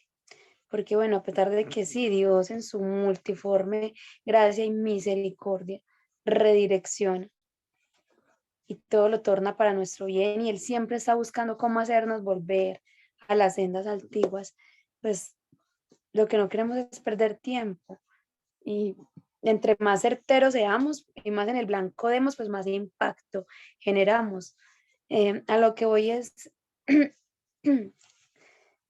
si Dios me diseñó a mí, y lo voy a decir de esta manera para que todos nos pongamos en el contexto, para impactar a mi familia y mi familia impacte la ciudad y la ciudad generaciones de generaciones. Pero si yo me tuerzo un poquito y bueno, y Dios me redirecciona, pero luego solo termino impactando mi hogar y mi familia y ya, pues el propósito se ve muy reducido. Doy fruto ya no al 100 sino al 60 o menos. Es decir, cuando llegue al cielo, Dios me va a mostrar, mira, te tenía todo esto para ti, pero dado que te desviaste y perdiste ciertas batallas y el enemigo te robó y perdiste tiempo, pues solamente obtuviste un porcentaje muy pequeño y mucha gente no está aquí que debió haber estado contigo en el reino de los cielos. Pues ahí los puse a viajar en el tiempo como buena de la tribu de Isaacar que soy. Entonces, es eso, ser muy certeros. Yo sé que con el Espíritu Santo podemos ir siempre muy vestidos con la armadura del Espíritu, las armas acá. Y bueno, estar siempre prestos a purificarnos, a redimirnos y a recibir botín. O sea, Dios ama al dador alegre, pero yo me imagino que también cuando Él dice estemos gozosos y deleitémonos en el Señor y Él nos concede las peticiones del corazón, Él se goza en bendecirnos, Él se deleita en bendecirnos, entonces para Él es una fiesta. Si uno como mamá o como tíos, los que son tíos o abuelos o los que les gusta dar, son felices dando, cuanto más el Padre dándonos a nosotros, entonces recibamos con amor y más cuando es con propósito. En cuanto a los nombres, los nombres de las ciudades, em, yo siempre veo esa identidad del pueblo de Dios de querer dejar como Así como cuando uno ve las películas, Yarledi estuvo aquí, ¿cierto? Y dejan el escrito, Yarledi estuvo aquí. Entonces, Israel pasó por aquí y tuvo esta experiencia y que se deje para memoria que la experiencia fue así, así, y la gloria es para Dios porque esto sucedió, ¿cierto? Entonces, por decir, en Mara, las aguas amargas, se puso Mara porque eran aguas amargas, pero Dios las transformó en dulzura. Entonces, hay un lugar con un nombre, con una identidad, pero una historia hermosa de lo que Dios hizo. Entonces, bueno, también veo lo último, pues que gracias al pastor pude ver aquí, en vivo y en directo, que fue visión, propósito y provisión, que es una de las cosas que se cortan cuando desobedecemos a Dios. Hasta ahí, pastor. Sabe, sabe que me está dando vueltas en la cabeza el tema de desobediencia. Mm, Tenemos claro, por la iniquidad de la Iglesia Católica y por la iniquidad de la Iglesia Evangélica Latinoamericana, tenemos, tenemos la tendencia a creer que Dios perdona y que todo queda en cero. Y vea que la desobediencia hace que Dios de todas maneras no nos entregue la herencia ni en la cantidad ni en el tiempo. A ver, el caso de Moisés. Moisés no recibió herencia como era por un asunto de desobediencia. El hombre más manso de la tierra, un amigo de Dios. mm, Y exacto. Dios, sin embargo, le marcó ese rayoncito, ese puntico, se lo tuvo en cuenta. Entonces, a veces tenemos una mente muy religiosa de creer, no, ya Dios nos perdonó, pero porque a veces no suceden las cosas. Ujú, claro. Hay un misterio ahí. Yo no quiero ahorita sentar teología alrededor del tema. Lo que digo es, la desobediencia trae consecuencias. Dios nos Así es. perdona, somos sus hijos, pero el perdón no significa que recibamos el diseño original, ni en cantidad ni en el tiempo. La desobediencia se paga. Es el punto que me está así como agitando en este momento mi cerebro, mi alma, el tema de la desobediencia. Para que, amigos, con todo esto lo que les quiero decir es, no es evangelismo de terror, ay, tengamos susto, sino que a un hijo de Dios deliberadamente, planeadamente, fría y calculadamente, no debe pecar. A ver, por ejemplo, cuando alguien comete una pelea y dice, no, fue porque ira intenso dolor, porque iba caminando, entonces un ladrón golpeó a su mamá, la mató, entonces por ira intenso dolor, pues mataste al asesino. Es decir, cosas así, improvistos. Es como algo de ira intenso dolor, le llaman en temas jurídicos. Pero cuando los abogados en el tema jurídico dicen estaba planeado, era un crimen frío, calculado, planeado. Yo creo que no se vale que un hijo de Dios peque planeando, o sea, planear el pecado para luego pecar. Con Exacto, todo sí. esto lo que les quiero decir es, la desobediencia es un misterio para mí. No lo alcanzo a entender todavía en este momento. Tiendo a creer, o es mi hipótesis investigativa, de que la persona no va a recibir la herencia completa que Dios había diseñado. Lo dejo ahí como una línea de investigación para no entrar con los teólogos a darme de puños, a discutir, porque no lo tengo claro, pero me queda eso, me queda como que, wow, es decir, Dios no pasa en vano el pecado. El pecado de Miriam no fue en vano, Miriam murió al tiempito. Marón también. No vieron, no pasaron más allá.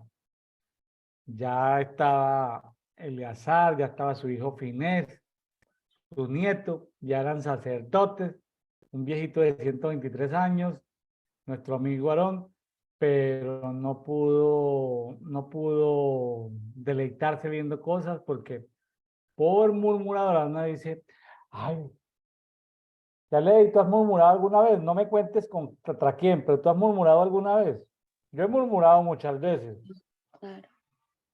Pues obviamente uno intenta no hacerlo y aborrecer ese tipo de prácticas porque son bien feas, pero claro, Bueno, entonces todos hemos murmurado, imagínense que allá cuando estemos con el Señor le digamos, oiga Señor, pero tú en el diseño que tú tenías para mí era este, entonces el Señor diga, ya le di, William, lo que pasa es que ustedes murmuraron a los 12 años, nosotros qué, a los 15 años murmuraron, a los 20 murmuraron, a los 25, Señor, pero yo te pedí perdón, Señor, sí, yo te perdoné, pero de todas maneras te castigué. Fíjese que es algo que no es muy taquillero para un pastor decir, porque uno como pastor tiende como a motivar y decir, Dios te perdona. Sí, pero Dios te perdona, pero no significa que te restituye el diseño original. y yo también lo que entiendo es que por cada pecado pues también hay un derecho legal que se da. Y si el ladrón vino, el diablo vino para robar, matar y destruir y se le da derecho legal de que robe, ¿cierto? Em, pues podemos ir y pedir perdón a Dios y Dios nos limpia, nos restaura, ¿cierto? Pero si no vamos y digamos que despojamos lo que nos fue quitado en ese momento por ese derecho legal, es que son en la guerra espiritual es de un contexto demasiadamente amplio. De seguro que por generaciones el enemigo nos ha robado tanto con derecho legal que se les ha dado, que no alcanzamos de pronto a dimensionar. Ahí, por eso tenemos que estar muy, muy aferrados a la guía de Dios y al Espíritu Santo que Él nos muestre, porque yo creo que Dios nos tiene para a todos sus hijos, diría yo, para cumplir el propósito al 100 por 1 desde que nos llama y para tener un caminar como los grandes patriarcas, o sea, dejando una huella, pero impactante, porque si la palabra dice que incluso mayores cosas que Cristo haríamos, ¿cierto? Entonces la pregunta es, ¿qué derecho legal hemos dado y qué cosas tiene el enemigo cautivas, qué dones, qué ministerios, qué operaciones, qué bendiciones, qué cosas tiene cautivas que con derecho legal que no hemos ido por ella y estamos viviendo así, o en el maná o dando fruto a tan poquito porcentaje. Claro. Sí, hay que cada uno reflexione, saque tiempo, cada uno es Uy, sí. en oración o en meditación, decirle Espíritu Santo, pues mientras yo duermo, muéstrame, porque Amén. trabajo tanto como un esclavo que no me queda tiempo de descansar, pues háblame en los sueños, Señor, porque es la única manera en que me puedes hablar, porque de día no me puedes hablar porque estoy siempre ocupado. O sacar tiempo y decir, quedarse en silencio y meditar a que el Señor le traiga recuerdos de qué cosas tenemos que limpiarnos con agua o con fuego. Bueno, muy Amén. bien, ya le dije, si le parece bien, nos vamos a Marcos capítulo 9 los primeros 29 versículos. Si quiere, yo leo para que su voz descanse, para que Sí, su garganta descanse. sí, Nueve sí. uno. Entonces también les decía, de cierto digo que hay algunos de los que están aquí que de ningún modo gustarán la muerte. Versículo difícil de entender. Hasta que hayan visto el reino de Dios venido ya con poder. Dos. 6 días después, Jesús toma consigo a Pedro, Jacobo y Juan. Por eso se habla mucho del grupo de uno, que era Juan, del grupo de dos, que era Juan y Pedro, del grupo de tres, que era Juan, Pedro y Jacobo. Y ahí va uno armando grupos. Todas esas cartillas de John Maxwell, de liderazgo, hablan del grupo de 3, de 4, de 5, de 6, de 7, de 8, de 70, de 500. Bueno, 6 días después Jesús toma consigo a Pedro, Jacobo y Juan y los lleva solos a un monte alto y fue transfigurado delante de ellos. Transfigurado. Ujú. Se cambió su forma. ¿Sí? Metamorfosis, cambio de forma. Algo pasó. Sus vestidos se volvieron resplandecientes y tan blancos que ningún batanero en la tierra los puede blanquear así. Y se les apareció Elías con Moisés y estaban hablando con Jesús. Entonces, aquí hay que precisar que en la cultura protestante, a diferencia de la cultura católica o de la cultura ortodoxa, es que nosotros no hablamos con el reino de los muertos.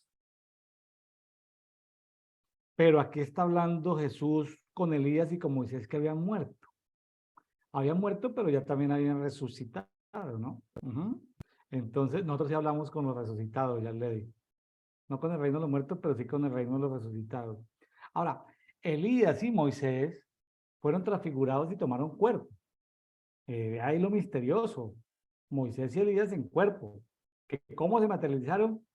Bueno, es una de las física a nivel 50, pues, para hablar de, porque no, hay físicas que no conocemos.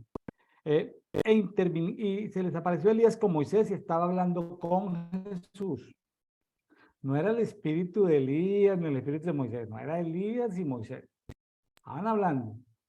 ¿Y cómo les parece que hablaron tanto, que Pedro estaba ya cansado y vea lo que pasó? 5.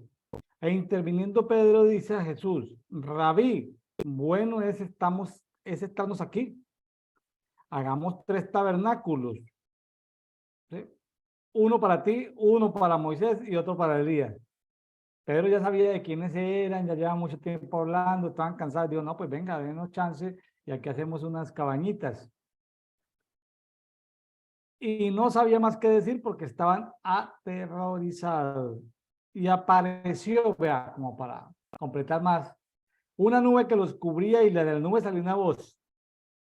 De la nube salió una voz. O sea, en esa nube descendió el Padre Celestial, porque dijo, este es mi hijo amado. O sea, la voz salió de la nubecita, ellos la escucharon. En esa nube venía el Padre, ¿no? O sea, a él oí.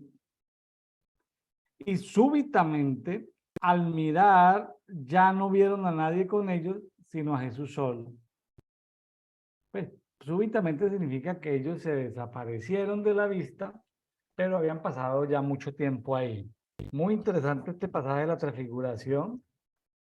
Hay personas que narran, no sé si has escuchado, Yarledi, un programa norteamericano que llama El Sobrenatural. Sí, Hay gente señor. que le gusta y hay gente que no le gusta. Sí. Eso, el pueblo evangélico está dividido. Es muy hermoso. Me Los gusta. teólogos se molestan cuando hay cosas que no pueden explicar. Entonces dicen que no, que hay que tener cuidado con ese programa de sobrenatural, porque su cerebrito humano limitado no les da para, y su doctorado en teología no les da para analizar. Hay cosas sobrenaturales que ningún doctorado de teología los puede explicar. Entonces, por eso se vuelven Exacto. enemigos de esos programas, ¿cierto? No se vuelven enemigos de esos programas, pero hay cosas misteriosas de que hoy me encontré con Jesús, de que Jesús me habló, de que Jesús se me pareció.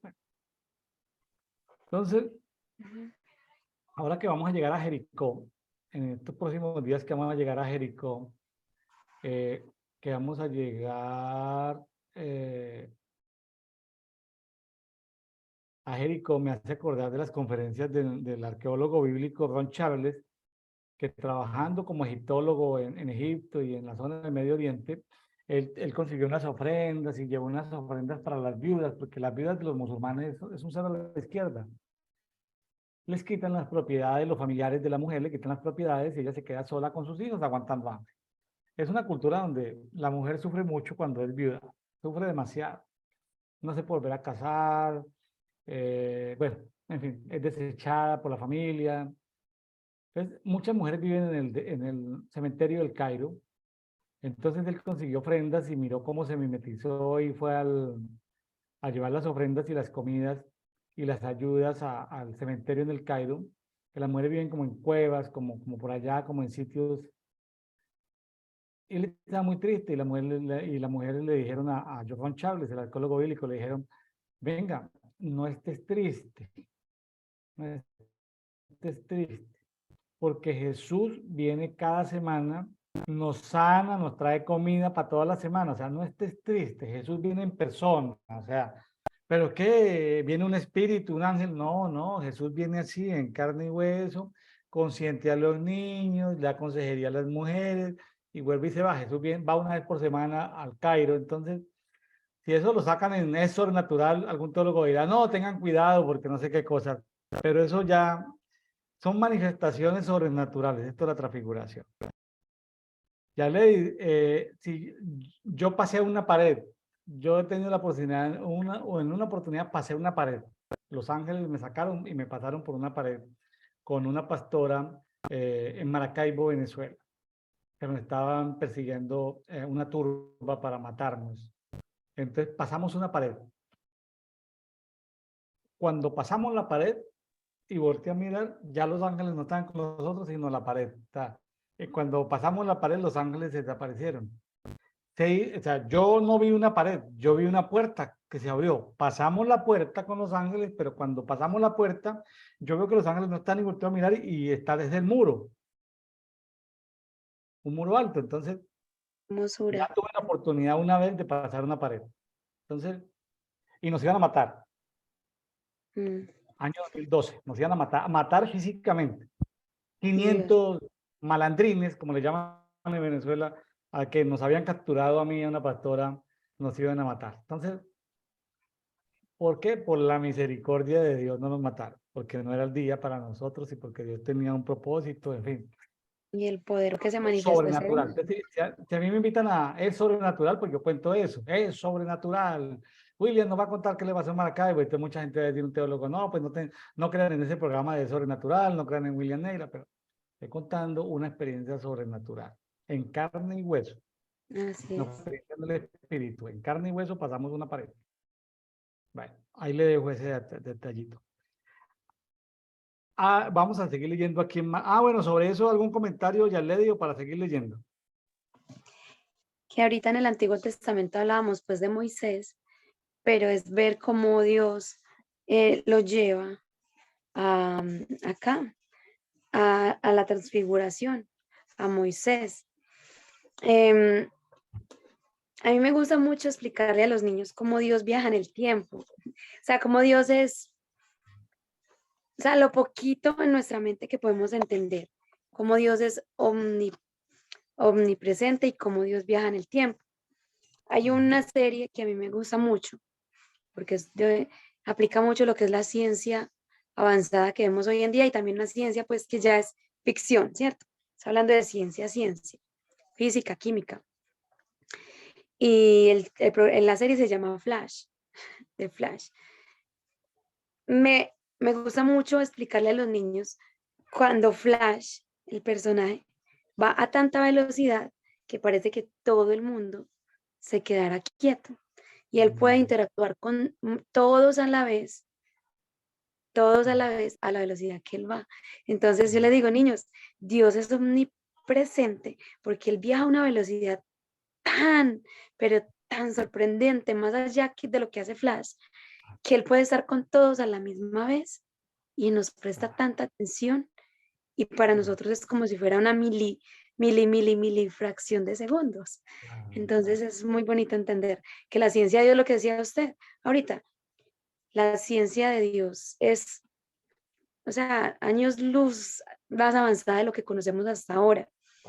Con el pasar de la historia, a mí no me gusta mucho la historia de la humanidad, pues la historia como tal me parece un poquito como aburrida, pero entiendo la importancia y que debemos aprender historia.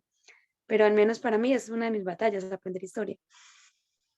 Pero ver cómo ha evolucionado poco a poco la ciencia.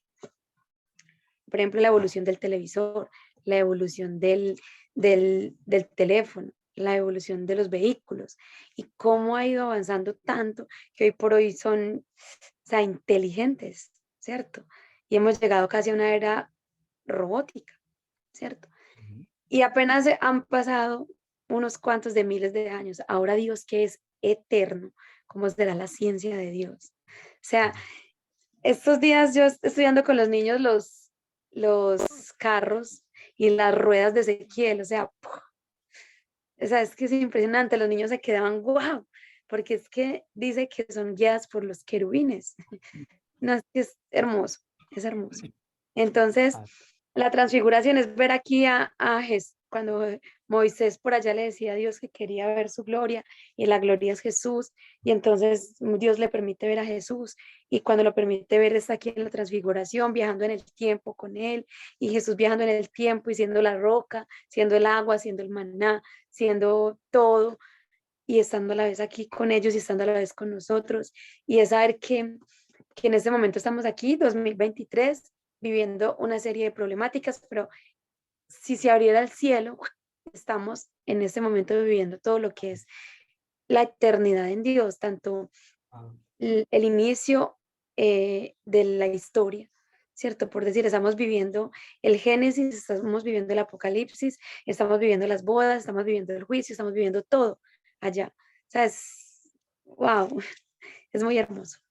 claro. Bueno, muy bien. Continuamos aquí entonces en el Marcos 9:9. Al bajar del monte, Jesús les ordenó que no contaran a nadie lo que habían visto, sino cuando el Hijo del Hombre hubiera resucitado de entre los muertos. 10. Y guardaron el asunto para sí mismos, discutiendo qué significaba aquello de resucitar entre los muertos. 11. Y le preguntaban diciendo, ¿por qué dicen los escribas que Elías debe venir primero? 12. Él les dijo, Elías en verdad viene primero a restaurar todas las cosas, pero ¿no dice la escritura que el Hijo del Hombre debe padecer mucho y ser despreciado? Pregunta. 13. Pero yo os digo que Elías ya vino e hicieron con él cuanto quisieron, según está escrito de él. Interesante ese 9:13, ¿no? Elías ya vino e hicieron con él cuanto quisieron. Amén. ¿Se acuerda que Jezabel persiguió a Elías para matarlo y no lo pudo matar?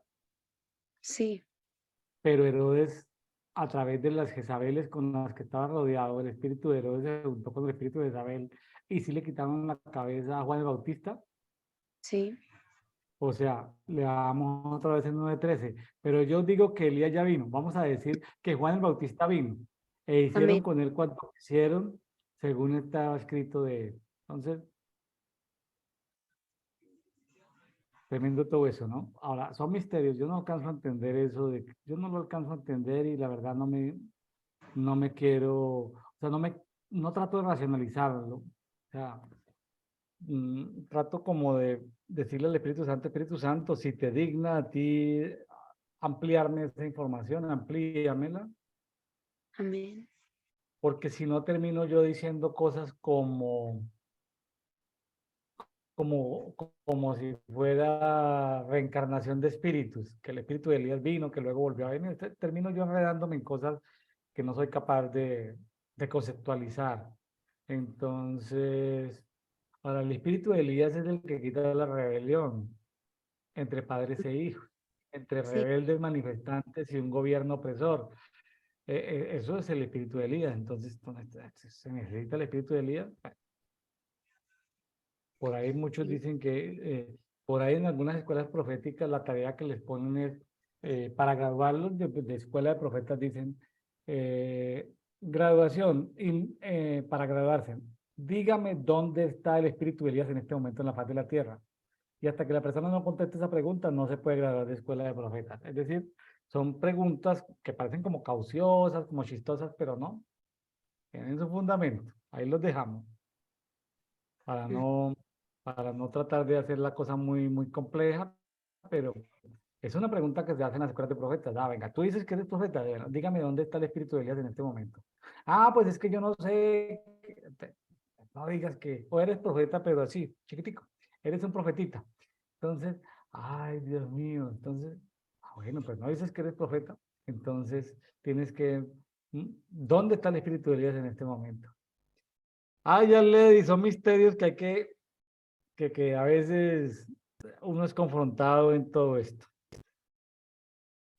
pero son muy hermosos y mientras nos sean revelados, aplicarlos porque son principios, como dice ahí, serán restauradas todas las cosas.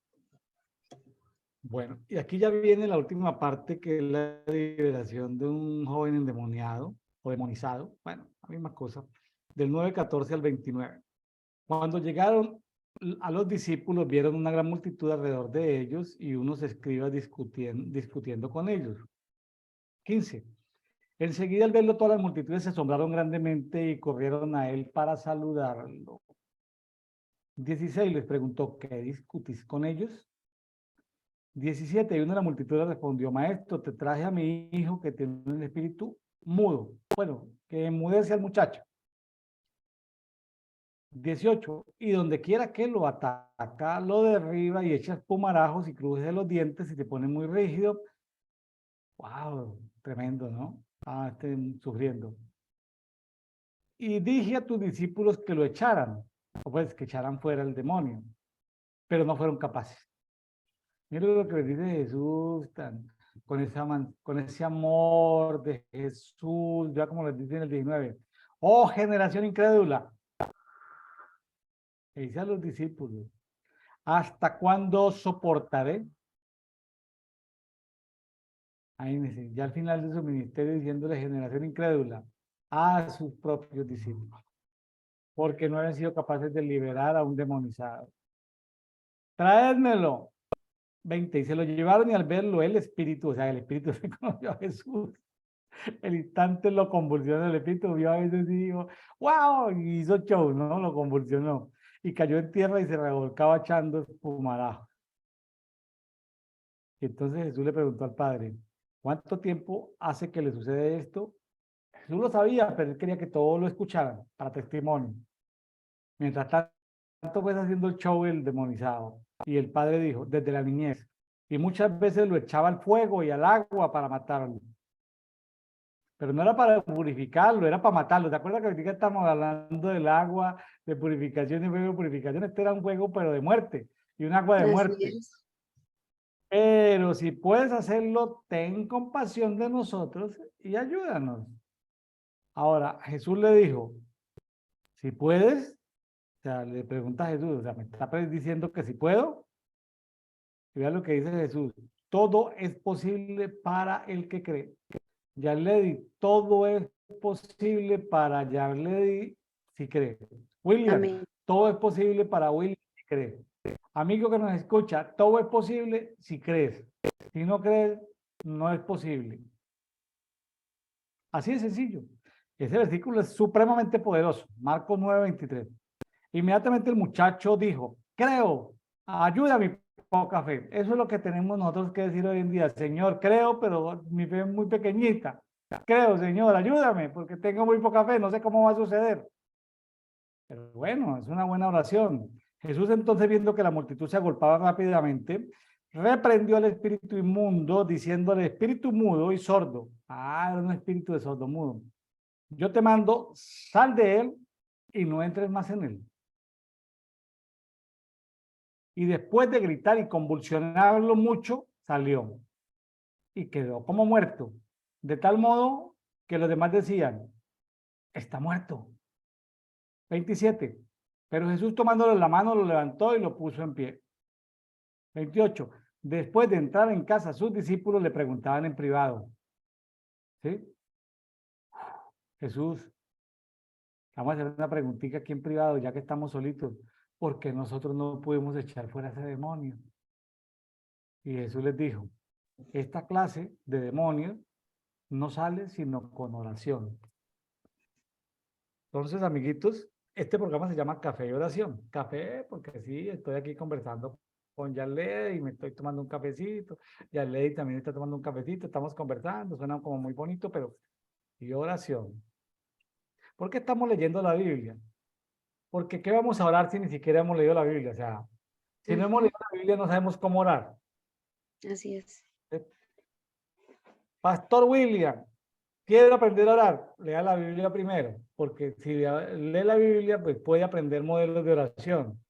Un modelo de oración, como dijo aquí el papá del demonizado, en el 9:24, creo, pero ayuda a mi poca fe, Señor. Yo creo que sí, Amén. pero ayuda a mi poca fe. Es una forma de orar, el Señor no lo va a juzgar por decir sí. Ahora, los discípulos, o sea, hay demonizaciones que salen sino con oración. Que los discípulos eran unos vagos. Jesús se retiraba a orar y ellos se quedaban dormidos. Entonces, amigos, si usted quiere ser así como un guerrerito espiritual y que Dios lo use en sanidades y en liberaciones, tiene que ser amigo de la oración. ¿Por qué? Bastante. Porque en la oración Dios le muestra cosas y yo creo que hay cosas que pasan en tu espíritu porque el demonio lo ve y el demonio convulsiona, pero el demonio hace caso. Sal fuera. El demonio dice, algo pasa en el espíritu de la persona porque si la persona ora, algo pasa porque le dice sal fuera y él ve autoridad, o sea, la oración da autoridad. Pero si dice sal fuera en el nombre de Jesús y el demonio ve que un espíritu ahí todo con la luz apagadita, el demonio se ríe y se queda ahí. O sea, algo pasa en el espíritu, porque hablamos de un espíritu que ve algo en nosotros y sale a reconocer autoridad. O sea, él tiene que ver la autoridad de nuestro espíritu. Entonces, dicho de otra manera, la oración nos da autoridad espiritual. Así es. La oración permite que las entidades espirituales puedan ver autoridad en nosotros y hacernos caso el día que la saquemos de una persona o de un territorio. Así que, pregunta del millón, ¿nos sirve la oración, sí o no, para tener autoridad espiritual? Ya le digo. Claro que sí, súper importante. Un arma poderosa, la oración. Nuestra oración es la forma de recargar municiones, de adquirir nuevas guerras, nuevos botines de guerra, perdón, y, y afilar nuestra hacha para el momento del diario vivir. Uno puede orar mirando hacia el pasado. Padre, perdóname por lo que hice, mis ancestros. Toda la vida está mirando hacia el pasado o está mirando hacia los lados. ¿Sí? Padre, ayúdame a encontrar tu voluntad, Padre. Pero no puede mirar hacia adelante. A ver, demonio, sal de aquí. Necesito los recursos, salga de acá, aparecen, suelten los recursos. La tierra debe entregar su fruto. Tierra, produzcame el fruto. ¿Qué es tierra, produzcame el fruto si no soy agricultor? Pues que la dueña de la escuela, del colegio educativo diga tierra, entrégame el fruto significa que lleguen más estudiantes o que los estudiantes lleguen pagando, porque si le llegan estudiantes que no pagan, pues la van a quebrar, económicamente hablando, pues no le van a servir. Está bien que haga obras de misericordia, pero no le puede llegar más de un número determinado de gente porque igual tiene que pagar la luz, la luz eléctrica, bueno, gastos, nóminas, etcétera. Entonces, hay que decirle a la tierra, tierra, entrégame el fruto. Entonces la tierra tiene que entregarle el fruto. ¿Qué son el fruto? Clientes, ingresos, que no demore los tiempos, en fin. Amén, amén. Así es. Así es. Las palabras de Jesús son espíritu y son vida. Con la palabra del Señor hizo todas las cosas. En el principio era el verbo y el verbo era con Dios y el verbo era Dios. Y si somos hechos a imagen y semejanza de Dios, pues nuestra oración, nuestras palabras crean realidades. Nuestras palabras tienen poder, decimos en el pueblo cristiano. Y es un poder, como dice, creo que es Eclesiastés o Proverbios, se me fue. En nuestra vida está el poder de la vida y de la muerte. Entonces, orar no es solamente pedir, sino establecer y crear. Para avanzar. Sí, ¿Sí? Señor. Orar para avanzar, orar para conquistar. Ahora, no es que ande uno con, ¿cómo es que se llama? Fobia, demonofobia, que sacando demonios por todos lados. No, pues ahí se le va a uno la vida en demonofobia. No hay que Uno orar. tiene lo que se le atraviese, o sea, lo que esté obstaculizando, lo que le esté obstaculizando a uno su proceso, su caminar. Bueno, amigos de Café de Oración, eh, hemos, mm, estamos creciendo biológicamente un poco lento. Necesitamos que le dé me gusta, comente algo, compartan las redes sociales. Es mucho esfuerzo para crecimiento tan lento. El crecimiento explosivo se dará cuando podamos, ya hemos hecho pruebas de meterle dinero a las redes sociales y eso explotan la gente que lo ve y que lo reproduce, pero necesitamos que nos colabore con eso. Bueno, Dios les bendiga, Dios les guarde. Ya le di Milena Zapata desde Medellín, Colombia. Muchas gracias. Muchas gracias a usted, pastor, y a todos los que ven el programa. Una bendición muy especial desde Medellín, Colombia, para el mundo y las naciones que están siendo alcanzadas. Que sea el Señor haciendo de este programa un programa del fruto al ciento por uno. En el nombre de Jesús. Amén. Así será. Amén. Gracias, ya le di.